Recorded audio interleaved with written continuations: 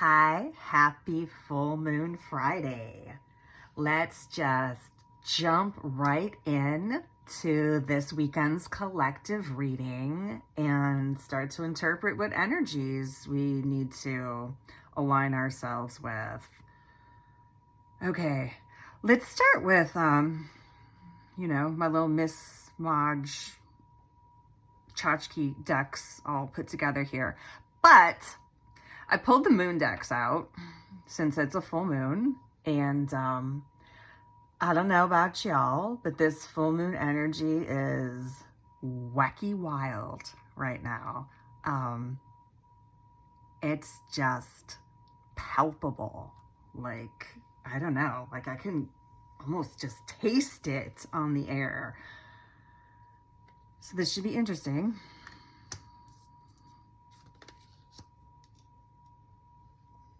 Okay, ring around the moon, protection, and then we have the new moon in Libra card, where a new romantic cycle begins. I'm really not getting like romance vibe from this card, but we're gonna get to this one. Let's start with protection. Excellent advice, no matter what time of the moon phase or what time of the month or the year is happening, but like it feels really significant now. We have and we have a full moon image here. We have the full moon centered between this waning and waxing moon, which is really aligning with the Libra energy that's being pulled in by this card, because this is balance, okay? Spiritual hygiene, protecting ourselves with the small things on a daily basis. Those small things we do really help to ensure that we are entering each day in a balanced state. So I think this is really important to pay attention to. What are you doing for yourself right now? Are you, and there's many ways to add that extra layer of protection for ourselves in our own lives, particularly salt baths. There's oils, you anointing yourself with any oils. We can drink herbal teas. We can use sound and frequency to clear the space and to clear out any energy from our surroundings.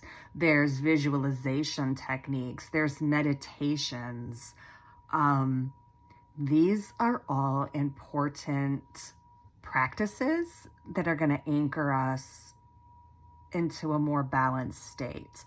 Because while this card says a new romantic cycle begins, let's just take out that romance for a minute. A new cycle is beginning. And you want to start off that new cycle on a good foot, on a strong foot, on a well-protected foot. And there's also this feeling of like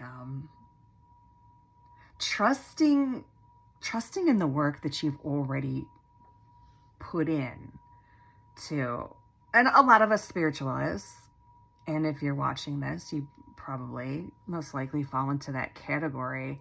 We've already been on this protection kick. The world is changing. Circles are getting smaller, tighter. We're becoming more aware of what energy we are allowing in our space. And it's really important right now not to allow energies into your space that are going to knock you off balance. Balance is the key. And this whole reading, even, I think I've said before, it's all just to keep us in alignment. And it's also important to remember that alignment it's kind of a tricky word. It's a little misleading. Alignment isn't staying in a rigid, straight line. Alignment is knowing when we have to pivot, when we have to turn, when we have to walk back the way we came and maybe take a different route. But it's this movement, it's this constant rebalancing that keeps us in the path of alignment. So while we do that, let's remember that we are protected. Okay, first of all, because this isn't a fear-mongering card, like, oh, go run out and protect yourself. No, you are protected. If you're connected, you're protected. Trust in that. Trust in yourself. Trust in your practices. Trust in your ancestors. If you have a relationship with them, trust in that. If you don't have a relationship with the ancestors yet, what's stopping you? What's stopping you? Okay, let's see. I like to call this the spooky deck, only because it's the wild unknown. Not necessarily a spooky deck. I just joked about that with my sister because this deck always spits out some truths. So I wanted to know, like, really what energy do we need to embrace to properly fall in line with the advice of the moon? Okay. The Pilgrim. Okay. This is all about, think Fool energy from like the traditional tarot. The Pilgrim this is an active energy. This is a movement onto something new. This is breaking away from a stagnation. And it actually, wow, it goes along with like this new cycle beginning anyway. Pilgrim is walking towards a new reality. It is the willingness to go on a new adventure. It is the willingness to move for movement's sake, maybe without knowing what the outcome of that is going to be, because the outcome's not as important as the journey itself. And when we decide that we are going to embrace that, the energy of the pilgrim, I mean, think of pilgrimages. You've got your spiritual pilgrimages. You've got your intellectual pilgrimages. What are you committing to in an aspect that's going to bring something new into your life? Because we have this new cycle is beginning. Okay, I like this. Like, I like what's happening so far. Let's see here. The Wheel. Okay, we've got more cycles. We've got the ups and downs, the turning of the wheel. What once was on top is now on the bottom. What is on the bottom is going to rise to the top. I mean, it's move. There's a lot of movement. And balance. How can we find the balance of Libra in this movement? How can we anchor into a sense of trust that where we're going is where we need to go? And that also brings us back to this idea of protection. Because if we have that sense of protection, if we know that what's happening is happening for us and not to us, that changes everything. Yeah, how can we anchor into that?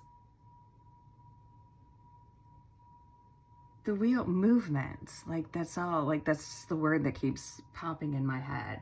Movement, movement, movements. Movement for new cycles. We're we're trusting, we're starting something new. We're leaving behind the old ideas that we had. We're leaving behind the old thoughts and the old feelings. And if we take this new cycle that is opening up for us, and if we just see it through like a romantic lens, that means that we are going to approach it with a sense of excitement.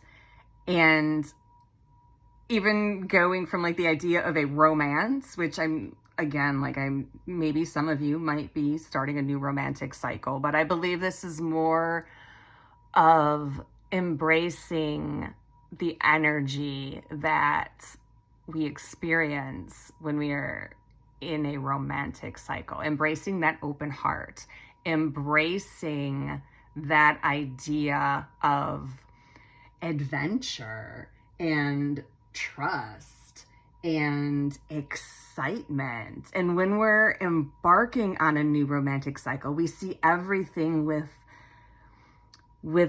I don't want to say rose-colored glasses, because that is not necessarily a positive connotation, but we have the ability and the willingness to see the good. That's what we need to anchor into.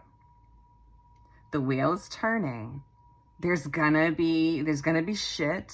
There's gonna be roses. It's this nonstop cycle, and finding the balance that's going to anchor us into a state of wanting to experience these new energies, because these new energies are coming at us whether we want to experience them or not. So now is the time when we can consciously make a choice to lean into the new. Let go of the old, let go of the stagnation, allow this energy to move through us, to move through you, to ripple out through you.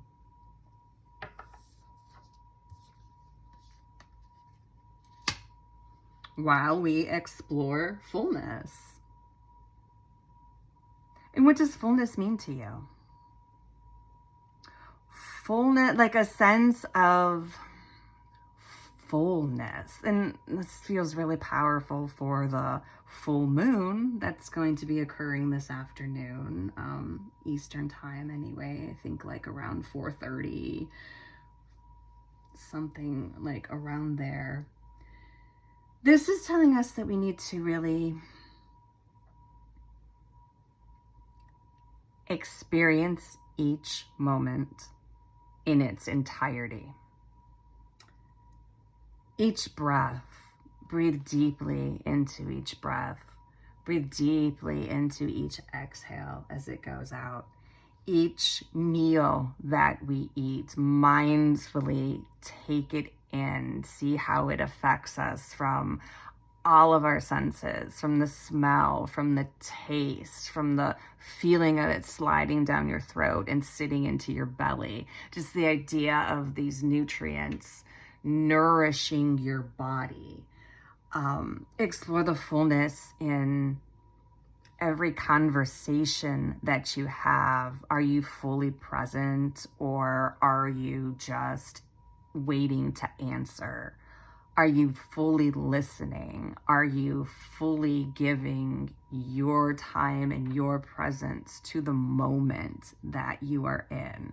Because, and the purples here, just, this is a new cycle. This full moon in Taurus, with its aspect to Uranus, kind of a shocker, you know, maybe something might pop out at us, but that's okay, because we're anchored in the knowing that we are protected, that we have the tools to protect our own energy. You don't have to give your power away. You don't have to do that anymore. You are in control of your reactions. You are in control of your journey, of your pilgrimage. And now it's time to make that choice of where you want to go. Do you want to go into the future? Do you want to continue the the machinations of life, which is the constant ups and downs, the constant energy fluctuations. I mean, that's being alive. Let's breathe into that. Let's breathe into the fullness that this life has to offer us, even in these times that require a lot of balance. I said, we see the balance here. We see the full moon retaining its fullness amidst the push and pull of the waxing and the waning. And we can do that. We can absolutely do that. That is our birthright. That is what we are here for. We're not here to give in. We're not here to give up. We're not here to close our hearts down. And if that's how you're feeling right now, I 100% empathize with you. That's part of the cycle. Allow those feelings to drop off and allow the new feelings, this new cycle of fullness, of hope. And last week I talked about hope, but we're still holding on to hope. All is not lost unless you choose to lose it. Life is about choices.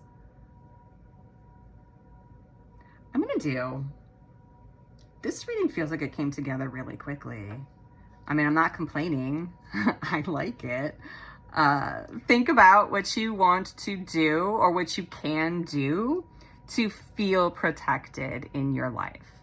I know for me, it's spiritual baths. For me, it is connecting with my ancestors. For me, it is sound therapy. It's movement. It's stretching. It's yoga. It's talking to my guides and my creator. This keeps me connected and protected. And as long as you're connected, you're going to feel protected and you're going to be able to walk the wheel of these new cycles that are starting. And we're going to see a lot of change, a lot of old ways dropping off, a lot of new ways popping up, and they might not be here for a long time. They might drop off and something else new is going to come up because we're entering Pluto in Aquarius in a couple days, and that is going to be a wild ride. And it doesn't have to be bad. Like, this focus, and I'm really picking up on it, that there is a focus on waiting for the other shoe to drop. And how about instead of waiting for the other shoe to drop, we put both of our shoes on and we start our own adventures. We start our own journeys to fullness. Our own journeys to falling in love with life again. It's really hard to stay in love with life in the midst of all that's happening. But we don't have to give up. We just have to stay open to the movement.